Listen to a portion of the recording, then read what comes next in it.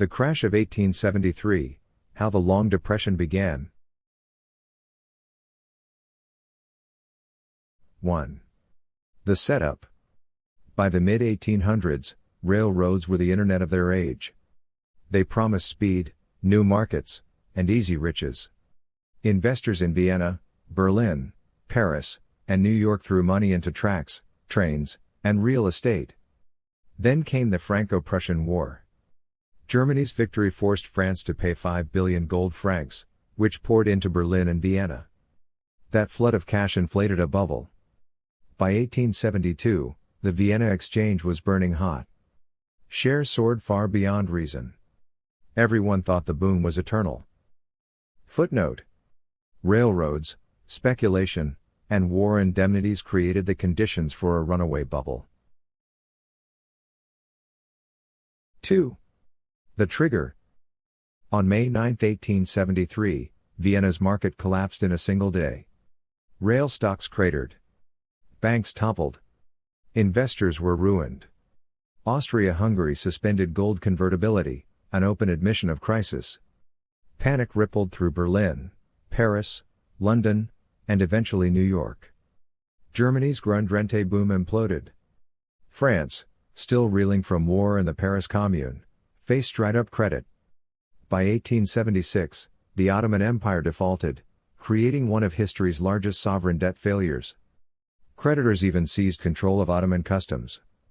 So what does that actually mean? Investors learned, too late, that foreign lending was not a risk-free charity project. Footnote: the Vienna collapse spread across Europe, crushing banks and exposing fragile debt structures. 3. America's fall. By September 1873, contagion reached New York. J. Cook & Co., financier of the massive Northern Pacific Railroad, went under. It was overbuilt, overleveraged, and doomed. The New York Stock Exchange closed for 10 days, the longest shutdown ever. Within 2 years, 100 railroads failed and 18,000 businesses collapsed. Unemployment in industrial cities soared to 15%. America, for the first time, experienced a modern depression. Footnote: the U.S. rail overbuild and J. Cook's collapse triggered America's sharpest financial shock yet. 4. The Long Depression. The downturn didn't fade. Instead, it dragged on for 23 years. Economists later called it the Long Depression. Prices of wheat, coal, steel, and other goods fell by 40%. Deflation ruled. Growth sputtered. Governments and companies struggled with debt repayment. Workers struck. Riots spread.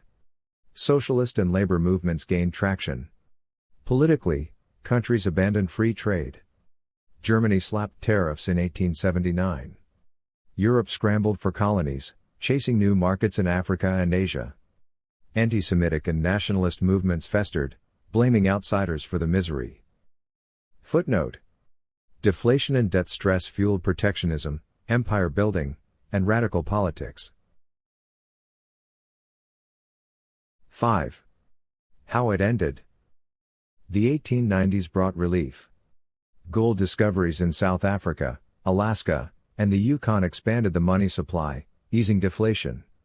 New technologies, electricity, steel, chemicals, and communication, fueled a new wave of growth. Still, the scars remained. The Panic of 1873 had shown the world how fragile finance was, and how fast speculative bubbles could topple governments, banks, and entire economies. Footnote: only new gold and technology finally broke the cycle, but the lesson about fragile finance endured.